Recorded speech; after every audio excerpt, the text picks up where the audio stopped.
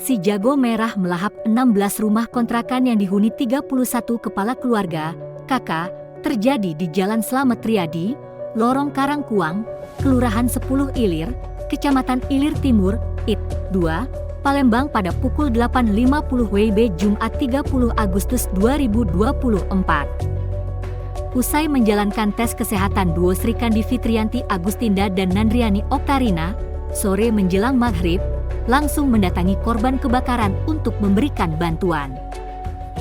Pasangan duo Sri Kandi Fitri Nandri datang ke lokasi, memberikan bantuan untuk meringankan beban bagi para korban kebakaran. Ditambahkan bakal calon wakil wali kota Nandriani Oktarina yang mengaku kaget mendengar adanya kebakaran. Dikarenakan keduanya tengah menjalankan tes kesehatan di RSMH Palembang, guna mengikuti Pilkada 2024 dan baru mendengar kabar tersebut.